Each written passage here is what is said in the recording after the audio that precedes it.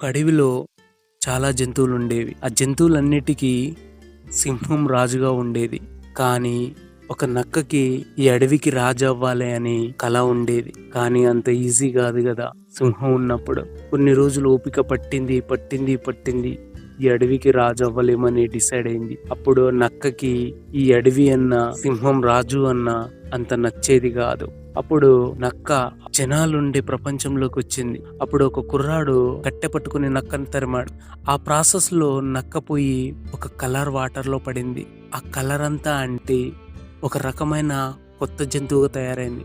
అప్పుడు మళ్ళీ అడవికి వెళ్ళింది నక్క. అక్కడ ఉన్న జంతువులన్నీ నక్కని చూసి అరే ఇదేదో కొత్త జంతువు అని, దీన్నేమనంటే చంపేస్తుందేమో అని అన్ని జంతువులు భయపడ్డాయి.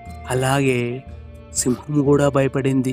అప్పుడు ఆ రంగులు మారిన నక్కని రాజుగా ప్రకటించారు అన్ని జంతువులు కలిసి. అప్పుడు నక్కకి లెక్కగట్టలేనంత సంతోషం, ఇష్టం వచ్చినట్టు భోజనం, తను ఏం చెప్తే అదే శాసనం.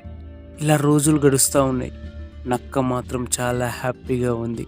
ఒకరోజు పున్నమి రాత్రి నక్క ఫుల్గా భోజనం చేసి హాయిగా పడుకుంది. పున్నమి వెన్నెలని నక్క చూడగానే నక్కకి అరవాలనిపించింది.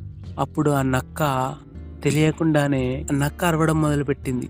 అక్కడున్న జంతువులు, సింహాలన్నీ ఆ నక్కని గమనించాయి. అప్పుడు సింహానికి అర్థమైంది, ఓహో ఇది పారిపోయిన నక్క అని. అప్పుడు సింహం గర్జించింది. అప్పుడు నక్కకి అర్థమైపోయింది, తెలిసిపోయిందని.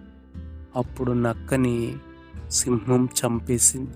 ఈ స్టోరీ మోరల్ ఏంటంటే రంగు మారిన మాత్రాన బుద్ధి మారదు.